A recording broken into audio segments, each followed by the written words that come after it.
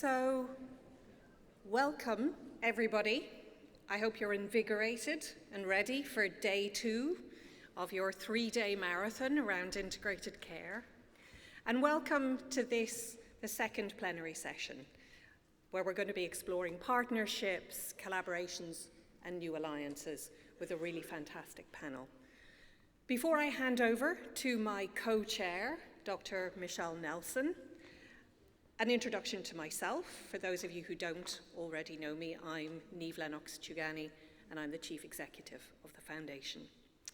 So you'll see on the stage, as well as our illustrious panelists this morning, some really fantastic artwork. And I wanted to tell you a little bit about this artwork before we start.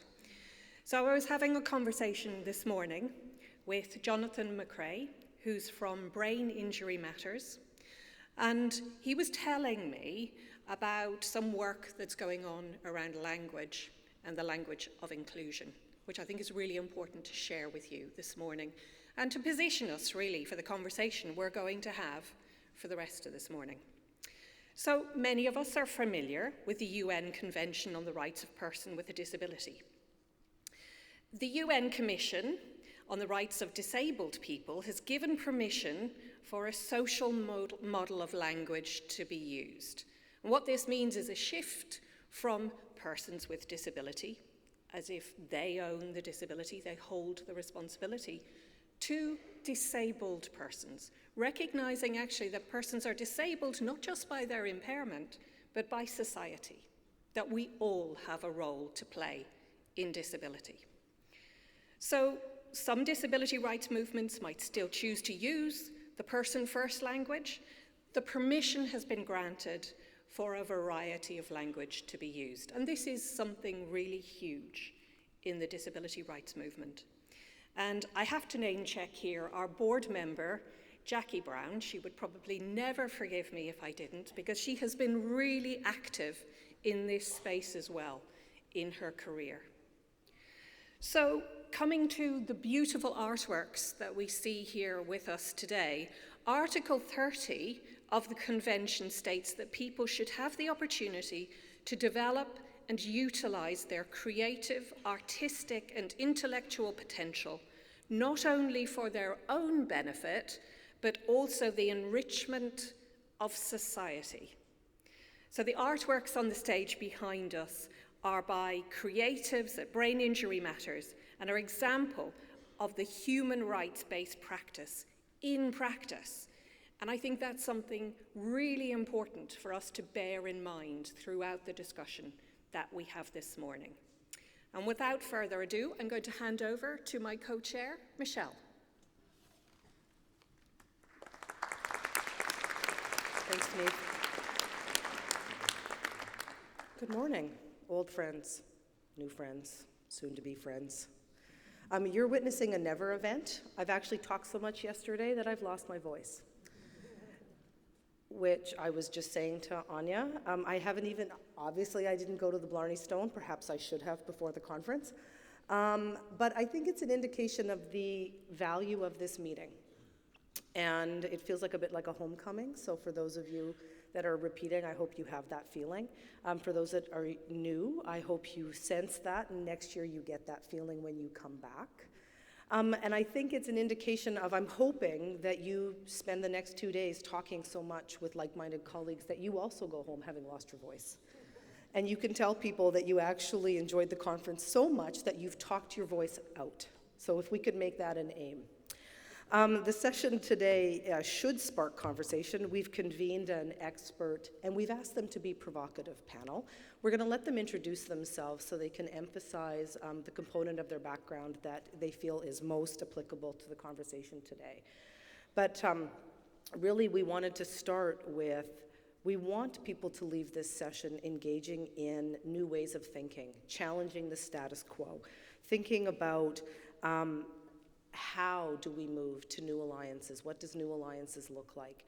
And linking to the work that you're doing and linking to the topics of today. So I encourage you to look through the program. There are at least 2 places that alliances are in the title of the sessions. And so if you're interested in thinking about new ways of being to new ways of doing, There are places in the program specifically designed to convene that. Further, Niamh and I have talked a lot about creating a space, and we've decided that for the next year we want to convene as a proof of concept, a space specifically designed to engage in provocative conversations about new alliances. What does new alliances mean? What does it look like? How do we engage in it? How do we convene people who want to work this way? And so for the next year, as a testing ground, we're going to start a special interest group around new alliances. And the function is meant to serve both as a place for individuals, but also a place for SIG, other special interest group leaders. So if there's, you will see something come out related to that. But in the meantime, think about how you might want to engage in that conversation and what that group could do to help you move this through in your work. As I said, we've asked our panelists, our esteemed panelists, to be provocative, but they are not a sage on the stage. Their job is to spark conversation for all of us. There's 1,200 people at this conference, the opportunity for them to spark conversation for us and take it home. I'm going to leave it there, and I'm going to pass it over to our first speaker. Adam Lent is going to introduce himself, and then he is going to kick us off thinking provocatively about new ways of partnership and how we may need to give up, be different, to do different. Thank you.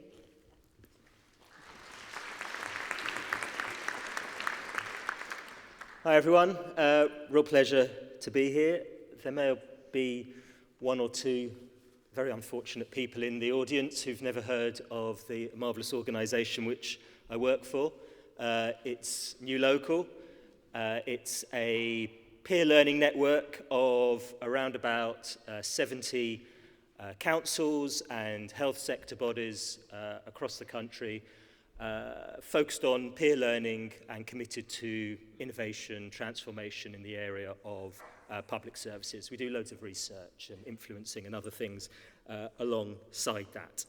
I'm going to start with a question that might seem pretty basic, really, for the International Conference on Integrated Care, which is, why is integration so important? You all know why integration is important. That's why you're here. You all believe in integration. You know why you want to do more of it. We know that it provides better outcomes for the people we serve. It prevents duplication. It even saves money.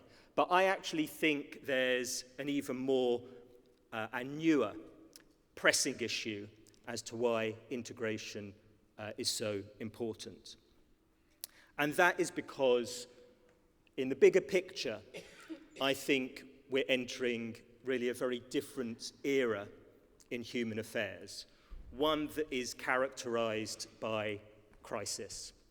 The days when we could rely on stable economic growth, an environment that wasn't increasingly hostile to normal human activity, to a general sense that most people were well rather than unwell, that time has gone, in my view. We are in an era of what some people are calling a perma-crisis. And of course, underlying all of that is the environmental challenges we face, which are not about to go away or be resolved anytime soon.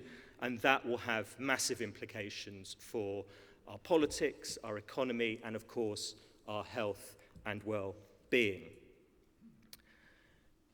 If you're in an era of crisis, it has two really troubling and challenging impacts that are fundamentally linked. One is that the challenges you face as a society, as a public sector, intensify. Of course they do. Crises inevitably intensify the challenges you face. But at the same time, what crises do is they actually shrink the resources you have to meet those challenges. So the bad news, unfortunately, is that that sort of vice-like grip that so much of the public sector has been in for the last 10 to 15 years because of austerity, rising challenges and shrinking resources is probably only going to intensify over coming years. Why does that matter for integration? It matters because basically what it tells us is that no single public sector institution on its own can meet those challenges sufficiently. The challenges are too formidable and the resources are too limited for any single public sector body to meet that perma-crisis alone. So obviously, as public sector institutions in a locality, in a region, even across a whole country, we need to pool our resources. We need to work together. We need to use the shared intelligence, insight, understanding that we can all bring through integration and working together. But, and this is the big but, even if we had perfect integration, even if we had every public sector body working together in an incredibly smooth and efficient and impactful way, try and imagine that, even if we were doing that, it still wouldn't be enough. I still think the challenges we face are so great that we actually need to augment the limited resource we have with something much wider. And that is the resources that exist within the communities we work within. There is a huge untapped energy and insight and set of assets within our communities that within the public sector, even if we were fully integrated as institutions, as professions, we need to get far better at mobilizing and using to meet the challenges we face and augment our limited resources. At New Local, we call that community power. And one of the great things that has come out, particularly out of the pandemic, tragic as it was, is a real openness and understanding of how powerful mobilized communities can be to meet challenges that we face.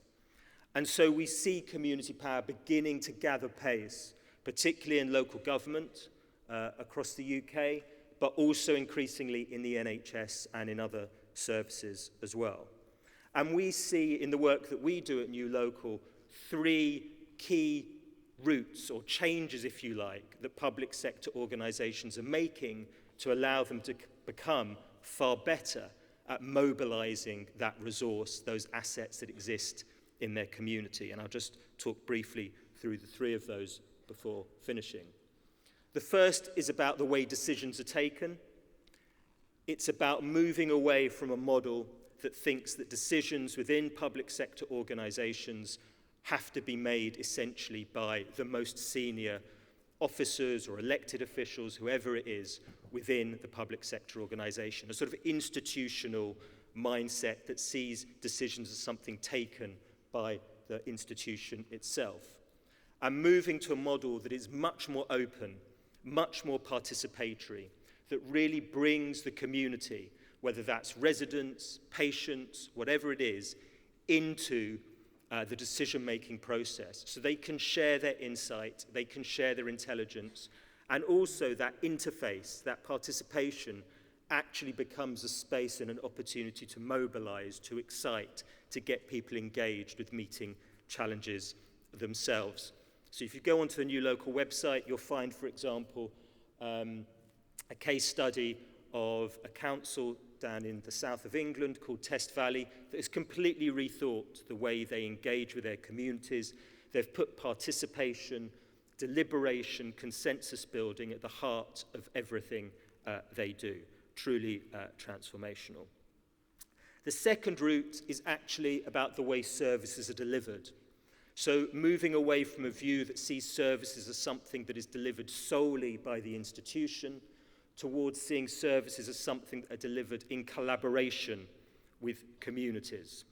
And there's loads of really interesting examples of this taking off across the country. Again, on our website, or more generally, you can find loads of those, but I'll just give you one that has generated an enormous amount of interest in the public sector in the UK, is a physiotherapy team in Sussex, in England, have completely rethought the way that they deliver physiotherapy services, moving away as much as possible from a traditional way of sort of seeing individual patients one by one, a sort of an incredibly long list behind that. They had waiting times of 16 weeks just to get an initial consultation with the physiotherapist.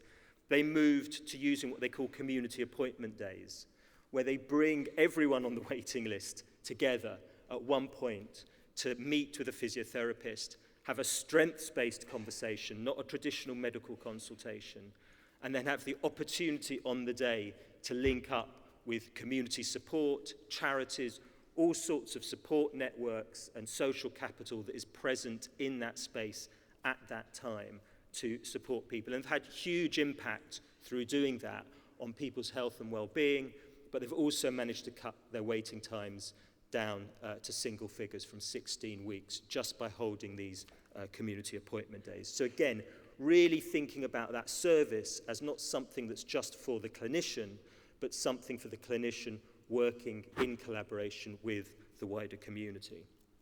And then the final route is the one that everyone tells us is the most significant, is about organizational culture.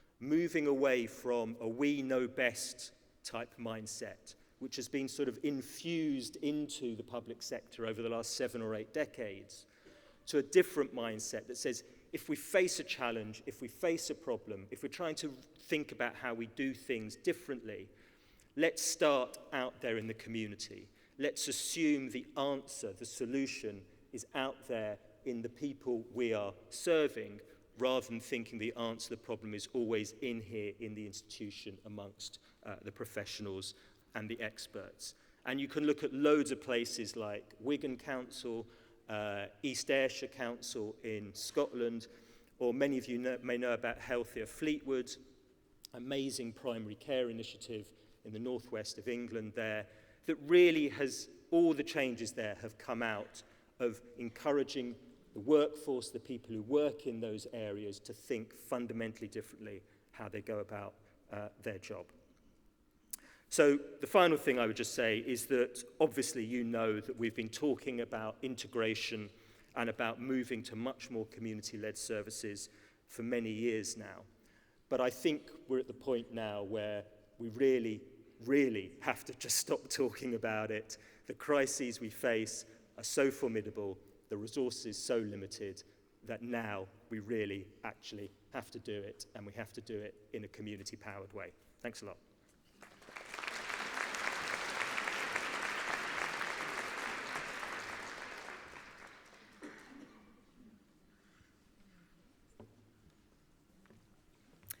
Good morning, everybody. My name is Jennifer Welsh, and I'm the Chief Executive of the Northern Health and Social Care Trust here in Northern Ireland. And I'm delighted to be able to join the panel here today, and thank you very much for the invitation. I hope you're all enjoying the Belfast hospitality, and you're enjoying that as much as the sessions as we go across over the next few days. So I've been asked to talk about partnerships, collaborations, and new alliances. And I'm going to do that by talking about a little bit of work that we took forward in my organisation along with all of our partners. And it began back in around 2018. So to do that, I think I need to share a little bit of the structure of health and social care as it was then back in 2018. So apologies to the locals who know all of this. Obviously we have the ministerial level, and then we have the Department of Health setting policy and strategy for Northern Ireland. At that time we had the Health and Social Care Board and the Public Health Agency, and the former board did much, and most actually, of the commissioning and the contracting of services. So they commissioned services directly from 6 trusts. 5 of these are health and social care trusts. One is the organisation that I run, and the 6th being the Northern Ireland Ambulance Service. And they also contracted services for general practice, for community dentistry, community pharmacy, and so on. And then in turn, the trusts, we also procured services. So I would purchase services from home care providers, from nursing homes, and from residential homes, and so on. So just a little bit about the trusts. As I say, there are 5 geographical trusts, imaginatively named Northern, Western, Southern, Southeastern, and Belfast, which provides most of the regional services for Northern Ireland. And really, we cover the full range of services that you would expect from health and social care. So it covers acute hospitals for adults and children's, emergency, urgent and elective work. It covers our community services, so things like our district nursing and so on, our community allied health professionals. It covers social work and social care, which is something I think probably different from a lot of other jurisdictions. So our adult social work and social care and our children's services sit within our organisations as well. So things like gateway services, family support and intervention teams, and looked after children. So I and my colleagues are corporate parents to now about 600 children. We also provide mental health and learning disability services on both an inpatient and community basis. So we are already quite an integrated system compared to many other areas. But what was the space that we wanted to move into? So back to the slide on the left, just briefly. And it harks back to what Adam said earlier. We realised that actually we couldn't do this alone. No organisation could tackle the challenges that we were facing on their own. The other thing that we were realising was that at a geographical level, at a local level, I was delivering on commissioned services. Our GP colleagues were contracted to deliver the services that they were delivering. And actually, when we came together, we realised we were doing some contradictory and sometimes conflicting things because they had been commissioned and contracted through different arrangements. So we realised, actually, we're going to have to come together to do this differently and better. So it's in that space with the red oval. This wasn't mandated. This wasn't something that we were told that we had to do, but we realised we're going to have to do something differently. So it was a coalition of the willing rather than anything in legislation at that time. And what we tried to move to was the image on the right. We created over time a formal trust and general practice provider partnership. That's about a half-hour talk in its own right. But suffice to say, we're a very large organisation in the trust. We were trying to work across about 72 different GP practices, 320 GPs. There was naturally a little bit of tension and concern at the start that this big behemoth of an organisation, as it was described to me in terms of the trust, and were we really wanting to partner properly with general practice? Did we want to come and take over? There was a fair bit of suspicion. But over time, we grew those relationships. The GPs had also organised themselves into 4 federations. So one trust working with 4 federations makes the balance a little bit more reasonable. But we also knew that we had to be in and part of our community, and that's why you see the structure around it, which we also established, the Northern Area Network, working across all of our stakeholders. So the community and voluntary sector, the community themselves, other partners such as community pharmacy, community dentistry, our local councils, and there's 4 in my area, and I'm sure David will talk later on about the council's role in community planning. All of us coming together to look at how could we do things a little bit differently for our community and our population. So speaking about our population, what were some of the challenges that we actually faced? What were the needs of our population? And you can see some of the statistics up there. So 14% of expectant mothers smoked, and that was actually 25% in the most deprived areas, so really not giving our children the best start in life. At that stage, we had about 467 children on the Child Protection Register. That has risen quite dramatically, and we saw it particularly during the COVID pandemic. And a couple of the others that I will pick out. 68% of adults in the northern area are overweight or obese. So many of them are pre-diabetic. It's the highest level in Northern Ireland. It remains the highest level in Northern Ireland. And about 22,000 people already diabetic, and that had seen a significant rise in the previous 5 years.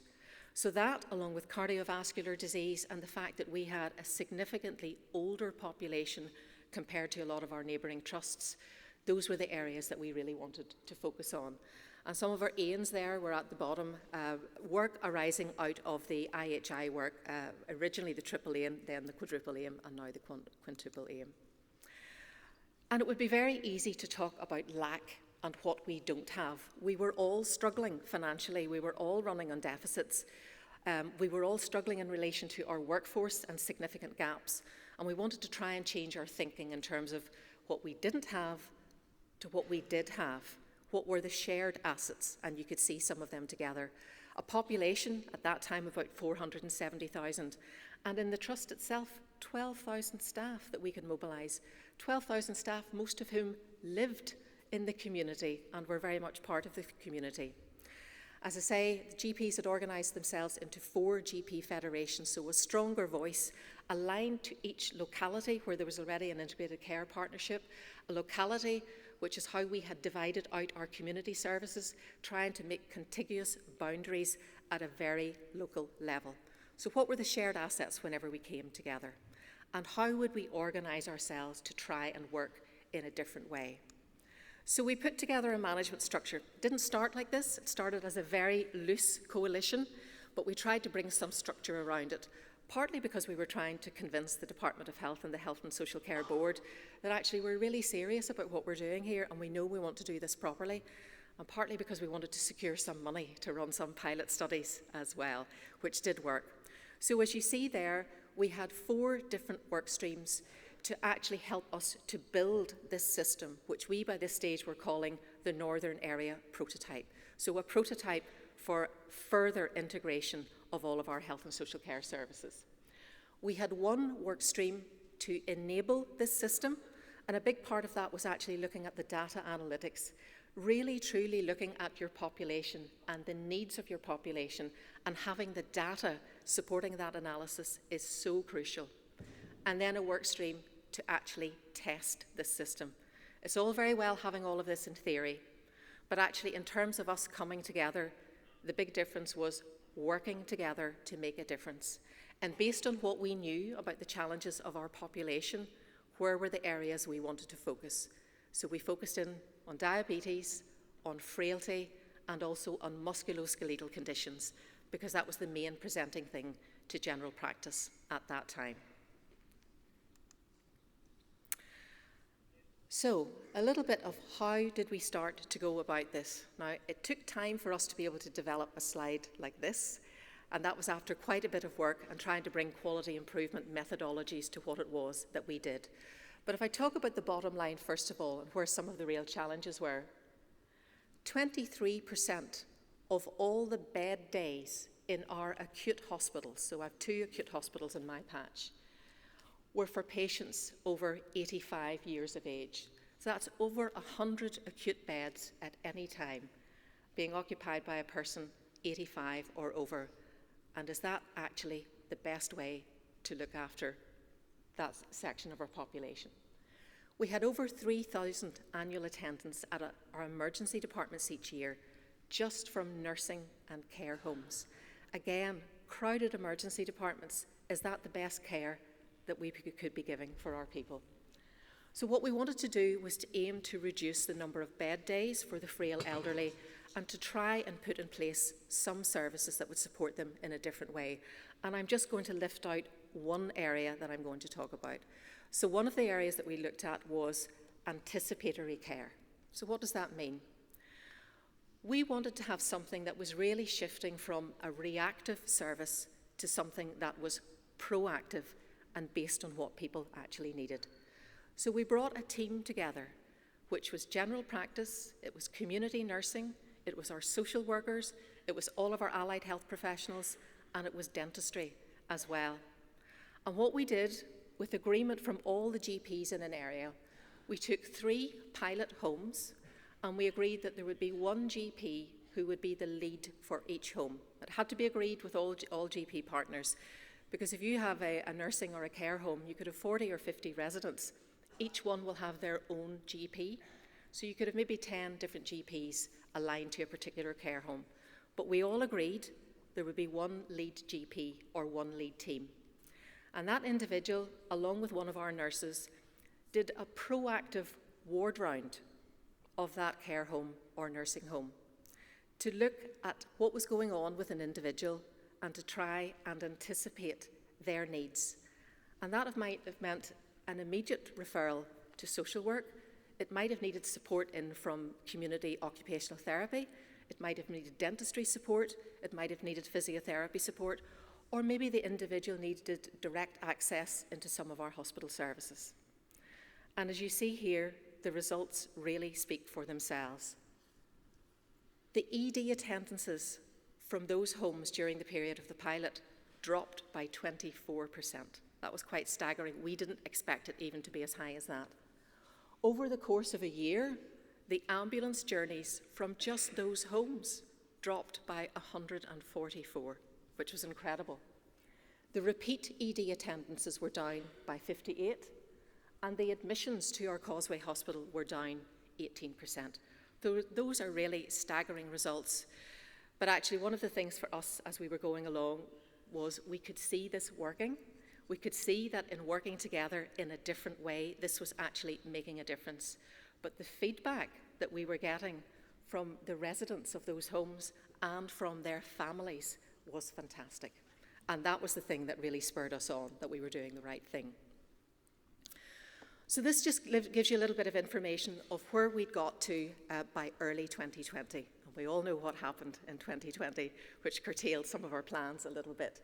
But by that stage, we had built an effective partnership between the Trust and between general practice. And it really created a real momentum for positive change. By this stage, we were working well together, we knew each other well, and we trusted each other. We had proposed and we had part tested a model for further integration. And you heard Sharon talking about the new integrated care system for Northern Ireland, which is now being piloted in the southern area and which we're all going to be rolling out in shadow form quite soon. We created a methodology for co-producing a population health management plan, and that's something that can be rolled out everywhere. We developed the data analytics that again could be shared across Northern Ireland that had informed some of our work. And we provided that early testing of some of our new models, diabetes being an example. So some of that early work that we did on diabetes has become the new diabetes model for integrated care that you heard some of my colleagues presenting on yesterday in session 2B, Joanne McKissick and Hamish Courtney. So we're very proud to have been involved in that as well. And as I say, 2020 brought us all into a very difficult time. So the prototype, as it was, had to be stood down because obviously we were all responding to the COVID pandemic. But actually the work that we had done over the preceding couple of years really stood us in very good stead. And we continued to work closely together throughout that very difficult time. We shared premises to enable GPs to get early testing centres up and running. We worked together to try and support nursing and care homes in our area that were really struggling. From a hospital perspective, we shifted more of our services to direct access because people were still getting sick from many other things as well as COVID. So to enable our GPs to have direct access into some of the services that they needed. I'd mentioned the new model for diabetes and just some of the other things that we continue to do in partnership with many other people out beyond our GP colleagues as well. We have a Farm Families Health Check programme that's actually been running for about 10 years now. This is a great partnership with the Public Health Agency. And just linking through to what Adam said, this is very much about our community. We're a very large rural trust as well as having the two big hospitals. But a lot of our people, about 40% of our population, live in very rural areas. And a lot of them are from farming backgrounds. So this was about going to them, taking services to them in relation to the health checks that they would need. And this has been hugely successful. And we now provide this programme for all of Northern Ireland and not just the Northern Trust area. Causeway Healthy Kids is a wonderful partnership between ourselves and Causeway Coast and Glens Council and a number of primary schools in the area, all very much aimed at giving children the best start in life and teaching them early about being healthy, about good food and nutrition, and about exercise as well. And we're continuing to work closely with our GPs on a range of things like how could we do better on palliative and end-of-life care in the community? How do we support each other to do that better? And given that general practice is in such crisis everywhere, one of the things that we've been doing together is working on GP portfolio careers. So offering people things like sessions within our direct assessment units or indeed in our mental health services in an attempt to make general practice more attractive because you've got other outlets as well. And I'm going to leave you with some final thoughts around the keys to success for partnerships and collaborations and new alliances. This is very much a shared purpose, as Adam had said. We were not going to be able to solve the problems on our own. None of us had enough money to do this on our own. But what if we looked at our shared assets differently and it had shared purpose based around the needs of our population? There had to be parity and balance in the relationship, and that took time. And if you've got one very large organisation like a trust, it can be difficult to convince others that you're actually serious about wanting to do partnership and have an equal partnership. And it is about trust, not trust the organisation, but whether or not we trust each other. And that came through actually working together. There are no shortcuts to any of this. It takes time to get to know each other. It takes longer to trust each other. But my goodness, it's worth it. Thank you.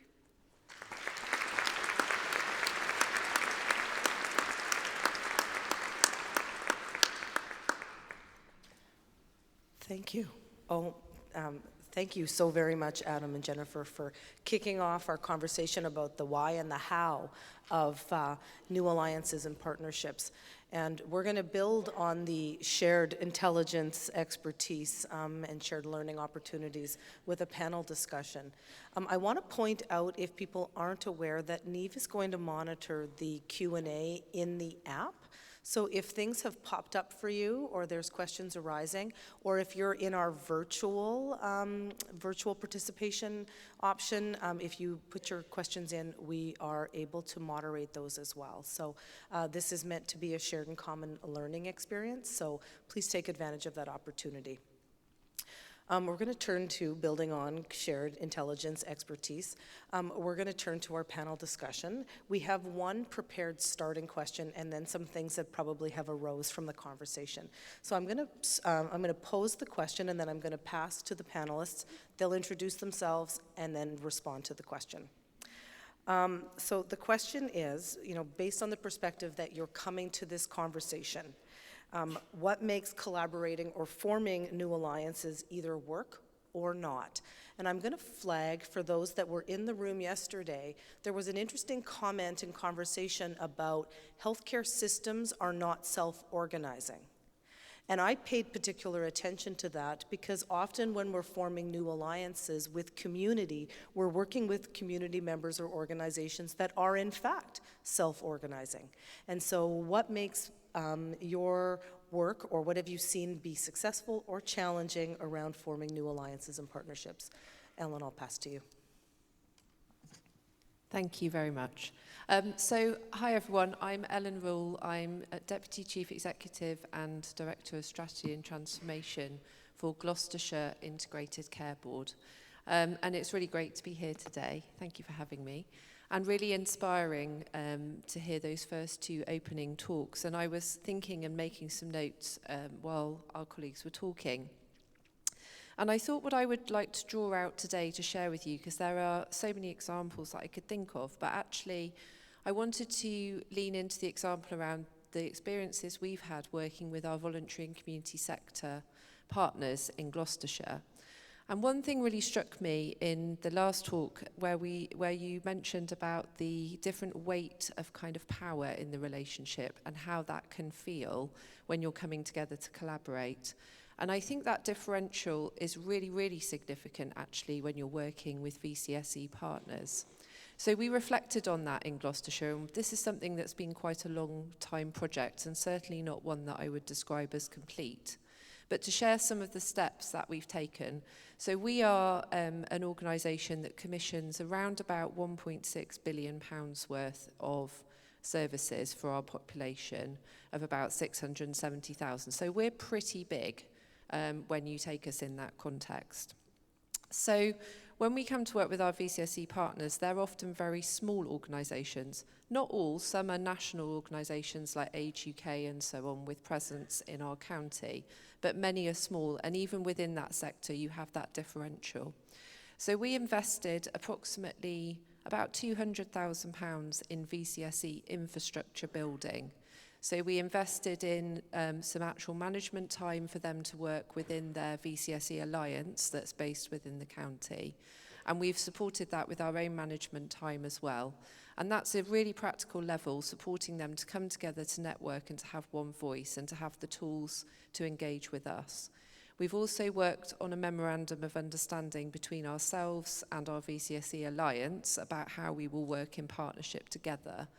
And we've developed a sort of short form grant agreement, because NHS contracts, if anyone's ever had the joy of working with those, are quite large and tend to be very complex for lots of good reasons about accountability for public resources and safeguarding our population. But actually even just accessing those can be a barrier to VCSE partners working with us in service delivery.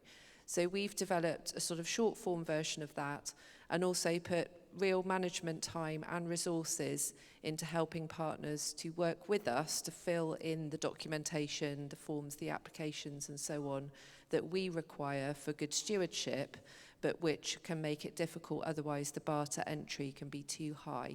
So I think you only wanted me to talk for about 3 minutes, but what I would share, because I could probably talk for quite a lot longer on this topic, because I'm very passionate about it, but we have some really fantastic examples of where that has led to partnership and co-production of some really innovative service models, where we've come together as the NHS and VCSE partnership and with our patients to co-design new ways of working in our county.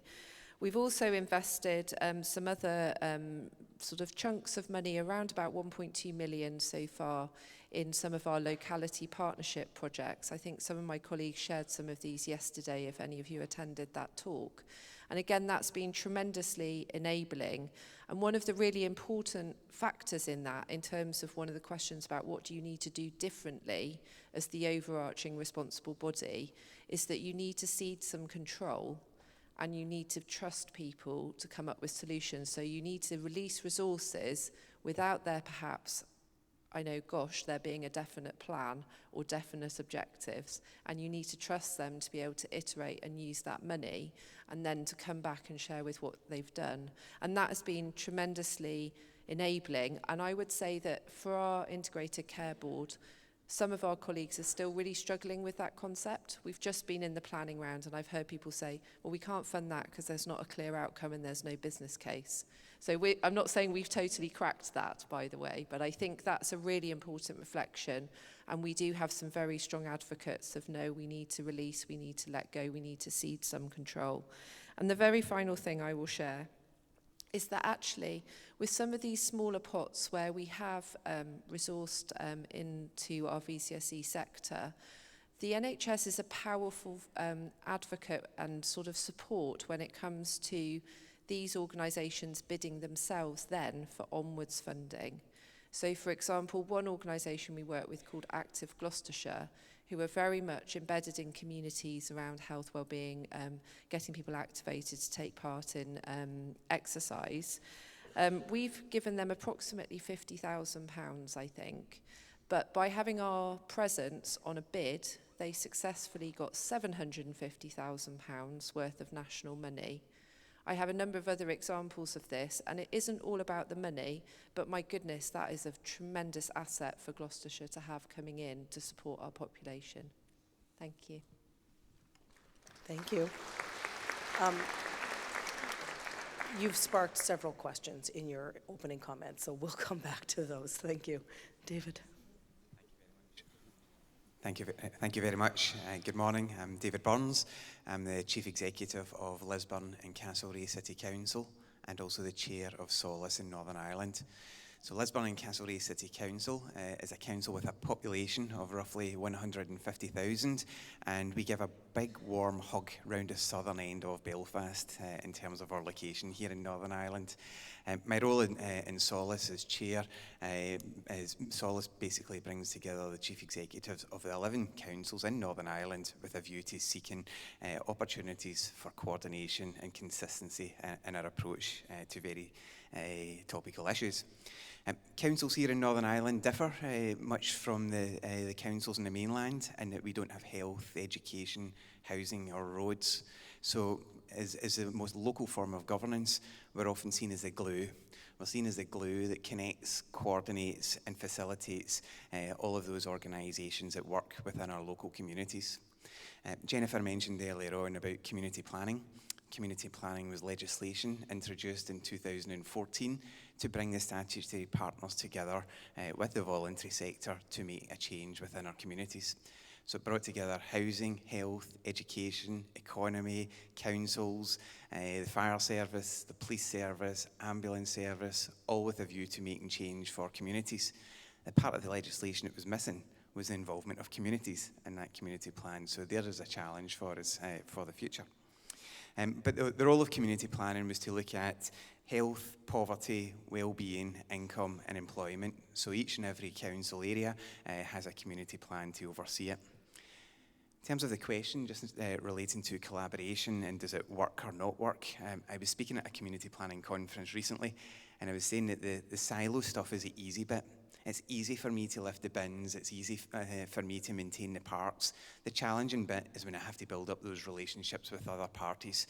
How do I do it to the maximum impact to make a change for the people that we're here to serve? Culturally, I find that the focus of many of our organisations is on what we have to do ourselves rather than our people. Our council vision is to provide and deliver better services for the people that live, work and visit our area. And I think everybody needs to be bought into that. In terms of meeting local needs, and maybe just to give an example of change, I've been in this role now for about 5 years. And when I first came over, I went out and visited most of the community groups that existed, the larger community groups that existed in our area. And every single one of them said they wanted a community centre. And I'm totting this up in my head, and I'm going, right, that's 11 I've seen, that's roughly £22 million of capital money I need, and probably about £1 million just to actually run those facilities on a revenue basis thereafter. There was never going to be the possibility of our elected members agreeing to it. So we started to explore through a community planning approach whether we could provide funding to these groups of a limited amount that actually encouraged the groups themselves to go and raise money to deliver their aspirations. And that started to sort out those that were serious about it in comparison to those that were just asking. So that's the journey that we're on within Lisburn Castlereagh. And each of the councils across the council area, across Northern Ireland are doing similar in terms of how we work and collaborate for the better. Thank you.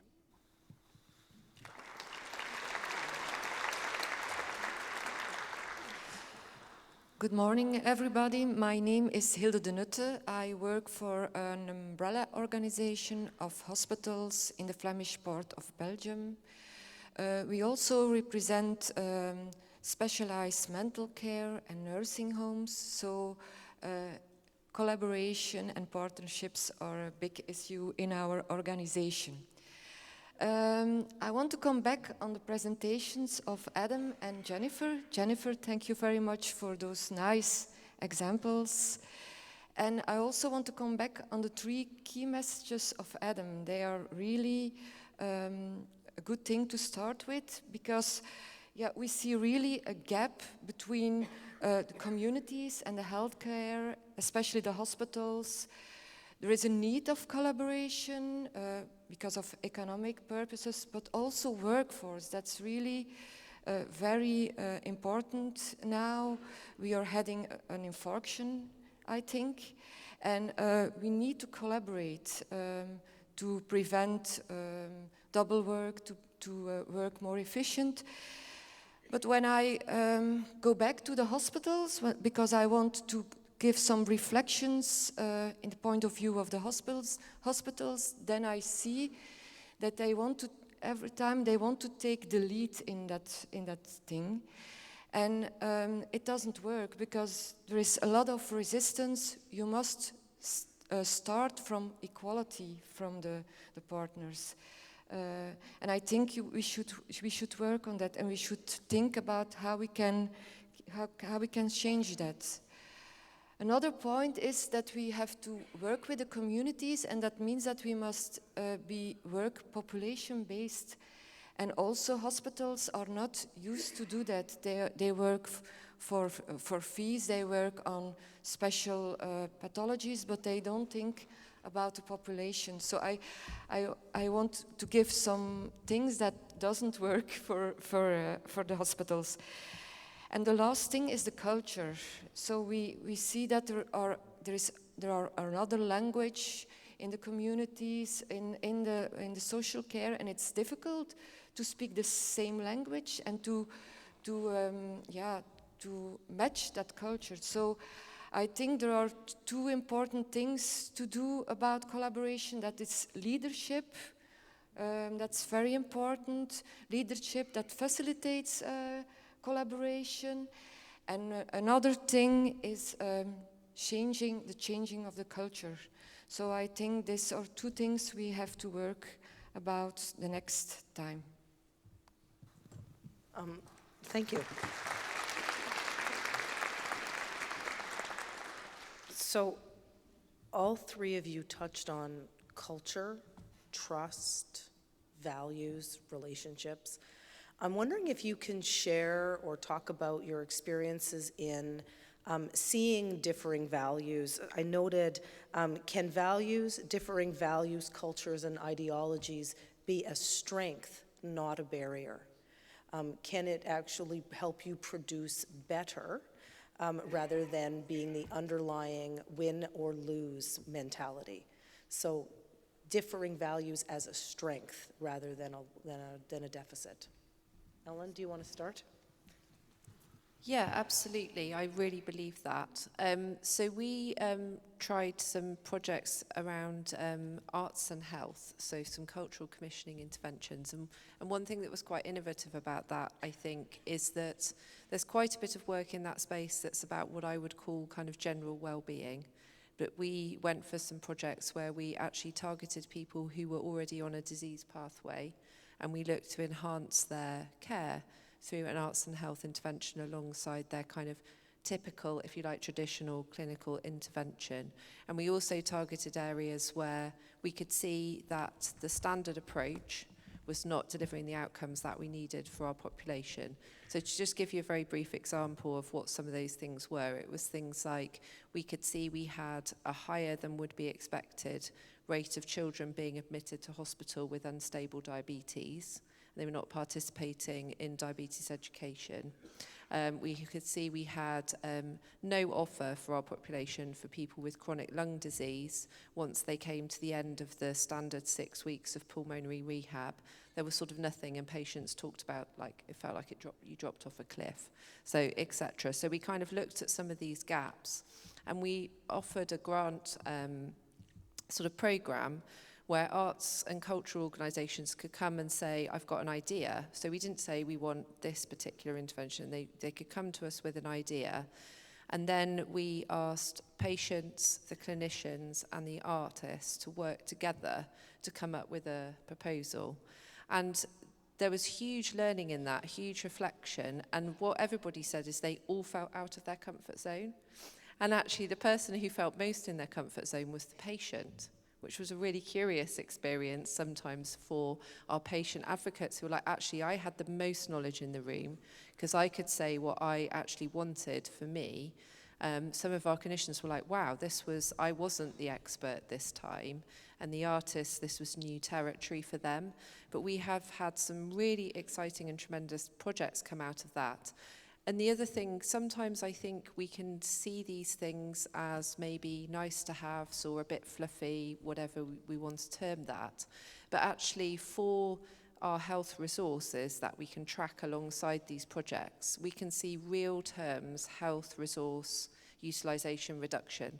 I probably should have said at the beginning, I am a health economist by background, so I'm quite interested in us calculating this health resource use and how we can evidence that. If I were critiquing my own work, I'd say the kind of it's not big enough to be statistically significant, if you see what I mean, the data set, although it's getting bigger, and I feel there's enough in there that we can be pretty confident. But yeah, in terms of, for example, so for our lung health project, Singing for Breathing, we can see less exacerbations of the lung condition, we can see less call-outs of ambulances, less attendance to hospital, how much is that the maintenance of some lung strength through the breathing exercises? It's singing supported by a physiotherapist and a community choir, but also the bit that's very hard to measure, the well-being. You're with a group of people like me, people who have the same condition, that shared experience. I think it's very powerful. Thank you. I suppose it shouldn't necessarily be a win or lose situation when it comes to culture and trust and value and relationships. I suppose for any professional organisation, that they're always considering their organisational structures, the values of the organisation, the priorities, the funding challenges within the business, safeguarding of their clients, health and safety issues. But I don't think it's wrong to be challenged in some of that. So that joint working and being in a safe environment where you trust the people that are in the room with you, that you can take their challenge proactively rather than critically, and then building on it from there. If I think of one of the social enterprises that operates in Lisburn, the name of that organisation is Zorgnet-Icuro. They started out as a very small group who wanted to work with young people to make a difference, to take them out of that deprivation and poverty that exists within the old Warren area of Lisburn. Eventually they managed to build their own facility. They now have early intervention programmes with the Health Trust locally. They do a number of projects around about safety and trying to stimulate new ideas and taking people out of paramilitary issues. But from that, they've now developed a social enterprise pub, and it's the only social enterprise public house in the whole of Northern Ireland. They also run a Help Kids Talk programme, which is taking those children that are most furthest from the literacy levels expected in Primary 1 and working with them really closely to try and close that gap that exists at Key Stages 1 and 2. But they've also developed a number of community programmes, including a community fridge, where they're taking food products that are due to go out a day and then circulating them in the community. So all of that work is helping other organisations, either statutory partners or the private sector locally, go over and above what could be achieved had they done it on their own. So just not working in isolation and realising that the community will have a strong voice and be able to make change that perhaps no one individual could.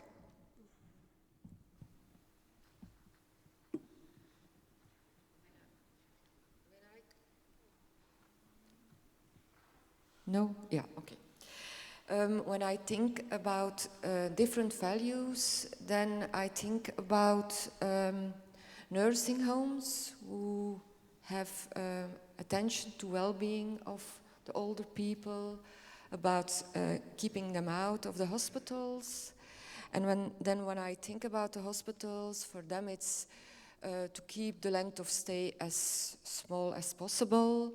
When the medical problem is solved, then they must go out. Sometimes rehabilitation is not started with all the consequences. So I think when we can work together and giving some outreach to that nursing homes from the hospitals, that can help to build a better collaboration and also benefits for both parties. An example was also the example of Jennifer, where the GP was in the lead in the nursing home. So I think there are possibilities, and what's important is that we look for sharing problems that are the same, and then we can get on. And it must not always be you can think big, but I think it's important to start small. And then you have a base to work to bigger projects. Thanks, Hilde. We had a conversation, not actually at ICIC, but in another place, about getting to the heart of what matters. And that for many people, not wanting to be in hospital is what matters. And for hospitals, not wanting people who don't need to be in hospital is what matters. And so being able to have that conversation about what really matters often serves as that foundation for problem solving. Thank you for that. I'm just going to flag, is there something in the room? There is so much. So it's my job to try and trawl through. Thank you, everybody. Really, really fantastic. I think there's one that is particularly about the role of families and unpaid carers in communities and in systems. And I think, there's a specific question related to your model, Jennifer, but I think I'd be interested in all of the panel's thoughts about how we meaningfully and materially support families and caregivers in our system. So maybe if we can pass over to you first, Jennifer. Is this on? Yes. I think that's an excellent question, and I think that it's one of the most important things that we can do. We've tried to invest quite heavily in terms of how we support our family carers. And it's a bit like Ellen said earlier on about helping the community and voluntary sector to be part of the legislation or the paperwork that is required. I suppose what we've tried to do is to wrap around the carers, talking to them about what it is that they need. So we have a carer support hub that people can access. So there's lots of information in there about services that are available, practical tools as well. But there's also things in terms of offering respite for the carers themselves, because we recognise, I suppose, what some have described as the heavy burden, but yes, it's a responsibility, but it's also something they very much want to do as well for their loved one. None of us could function if we didn't have the support of family carers. That's the reality of it. And I think as a society, we have to do more to actually support them. And we would like to go further than what we already have in place, but certainly our carers hub has been a good place to start.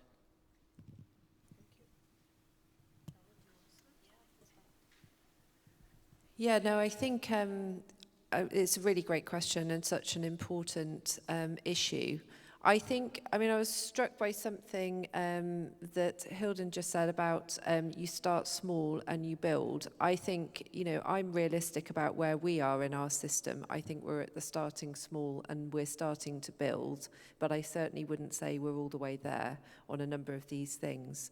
And I think that I would reflect similar with our carers approach. So we have a carers partnership board in our system, and that partnership board is a place where carers can come, and we work very closely with the overarching VCSE organisation who supports carers in our county to ensure that carers have a voice and advocate for the number of services that we run.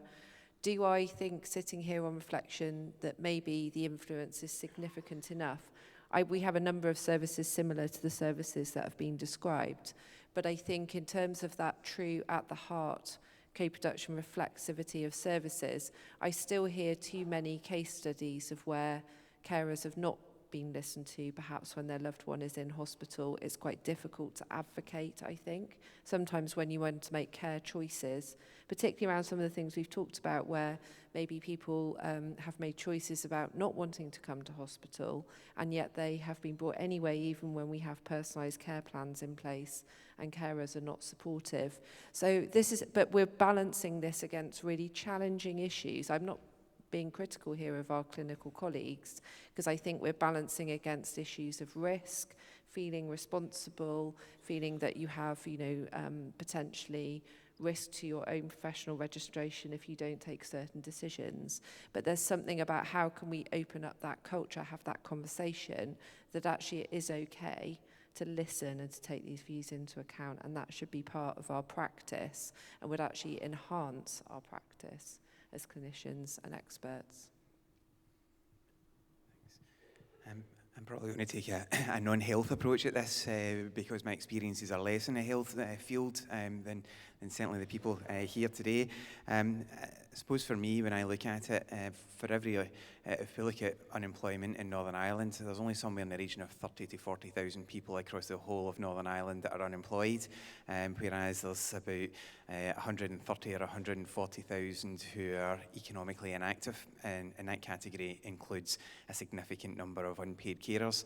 So I look at it as a position of we have a skill shortage here in Northern Ireland. There are so many jobs that we can't fill, whether that's social workers, whether it's planners, finance staff, HR staff, community development staff. There's just so many vacancies that we can't fill now.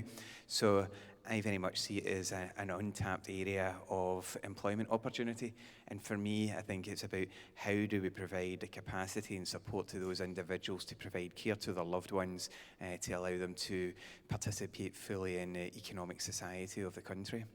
So I think that's probably the challenge for us, is how do we support those people to be in the workplace.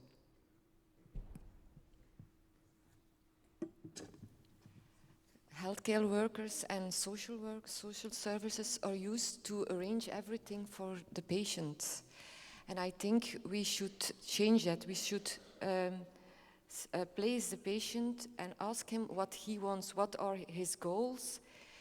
And important also is that we also take the family and the caregivers with them. So it's really a big concern. We have to make really a change in how we organize those things. I'm sure you have, yeah. Just, it's maybe slightly provocative, and it sounds like a small thing, but I think it's a really big thing, which is I think when you're having conversations with people like unpaid carers, I think it's really important not to approach them as unpaid carers. Not to say, we want to bring you all together to talk about the challenges you face as an unpaid carer. I think one of the really inspiring trends that I see happening across the public sector at the moment is having open conversations with people. People are people. They're not just the thing that you within the public sector have decided is what they are and what matters to you.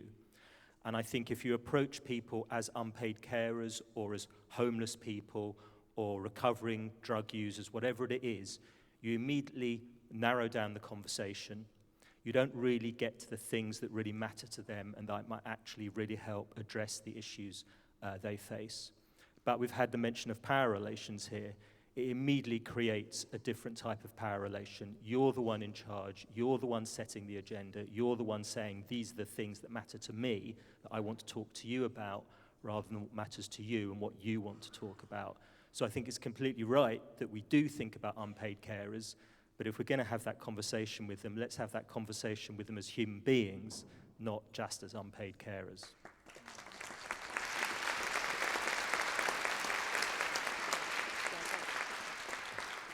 So I'm going to keep you on the mic for a moment, Adam, because we have several questions in relation to just that topic of power relations and how, in reality, where we're dealing with systems that equate resources and the availability of resources with power, and I think you used the word behemoth in relation to perceptions of the trust, and Hilde, you've talked about hospitals, you know, being large institutions that have lots of resources. How do we ensure, and this has come from a number of people, how do we ensure that communities have a voice and have a share in the power? That's an easy question.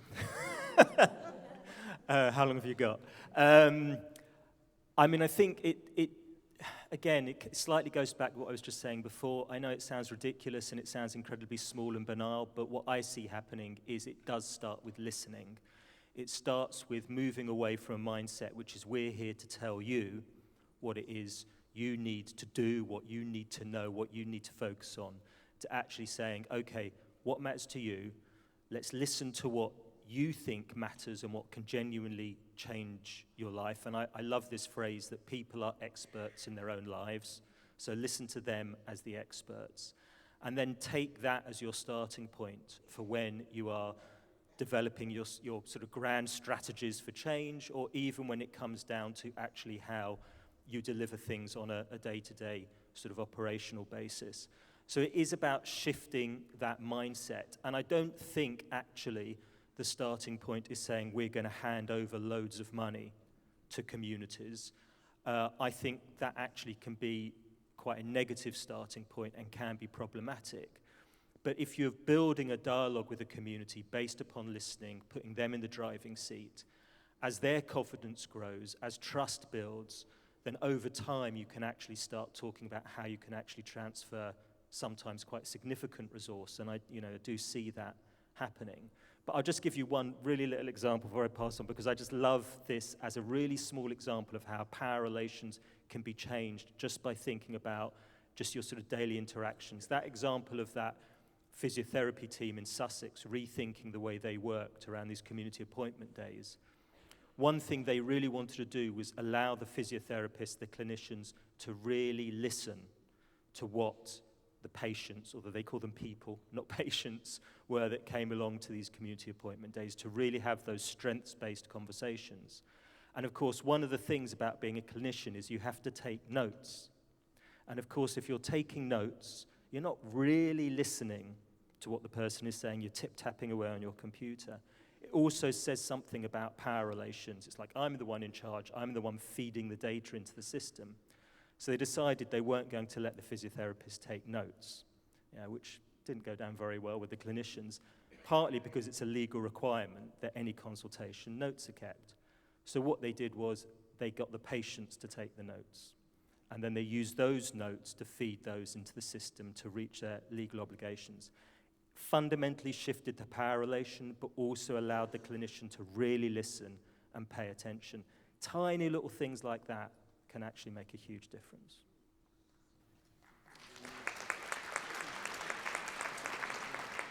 I think that's a really powerful story, Adam.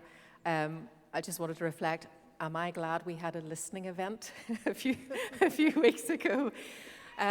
It did happen to be for carers, but actually where we quickly got into the space was about them as individuals. And it was really powerful. It was myself and the chair of the trust. It was, honestly, it was one of the most powerful things that I have ever done. It was 2 hours very well spent in terms of genuinely listening. We did very little talking until the end, which was about what we were going to do, about what we had heard. And I think as well, there's a range of other ways that you can organise things in terms of engaging with the community. There's lots of different tools.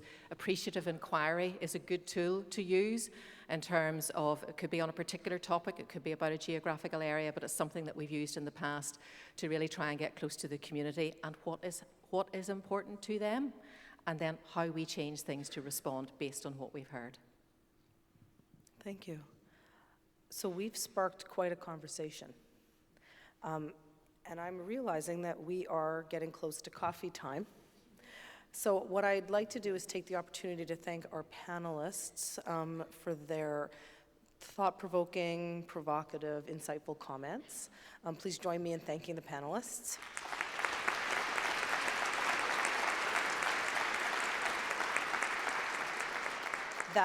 That's the prompt that you should take advantage of the coffee time to snag individuals that you would like to have a further conversation with. But a couple of notes that I wanted to flag. We've talked a lot about, and actually our panelists flagged, language matters. How the words that we use, where we started this morning, language matters. And being able to grow from a place of shared and common understanding, but putting people at the center of that. And working with alliance frameworks that allow you to grow from commonality and differences, I think is really important. And not underselling our work. What we're talking about is the hard work of integrated care and collaboration. And I think sometimes we talk about it like it's the easy work. We talk about it as soft skills. We talk about it as fundamental skills. You learned how to do it in kindergarten. And I think we need to think about how we frame the work and really honor and acknowledge the tough business of trust and relationship and collaboration and working outside your comfort zone. I loved that framing. I'm going to put a plug in. Robin Miller, I don't know if you're in the room. I haven't seen you. But there will be a special issue in the IJIC on third sector. And I'm going to flag that I recognize that the third sector is one component of community, and it doesn't get at, nor does it reach, the many health promoting capacities in one's community. And those are organizations that we don't often see or interact with because they are doing the work within their own communities. And I think there's an important point there around where the line between formal services and the community, so that we're not encroaching in places that don't need to be supported. I'm going to put that in quotes. I'm going to pass the mic to Niamh for some thoughts, because I see she's been writing comments. So much. I mean, it's been such a fantastic session, but I think there were a couple of things that jumped out for me. Similar to you, Michelle, I think as I was listening, I was writing down listening. To your point, Adam, we talk a lot about voice and community voice. Well, you give a community voice mostly by listening. The voice is there. It's not never there. It's just we don't listen to it most of the time because we're caught up in the work of doing what statutory services are there to do. So I think it's that mind shift, and we talked a number of times about mind shift, away from thinking about empowerment, because that implies there is power to give away, when actually that's not really what it's about. It's about recognizing that power is everywhere in all the relations, and we need to stop being the ones setting the rules for how it works, and listening to other people and letting them tell us what the rules should be. And I was struck as well, a bit like Michelle, by that idea of getting out of our comfort zone. And Ellen, when you talked about everybody was out of their comfort zone apart from the people at the center of care. That's where we should be all the time until we get used to it, and it's all our comfort zones.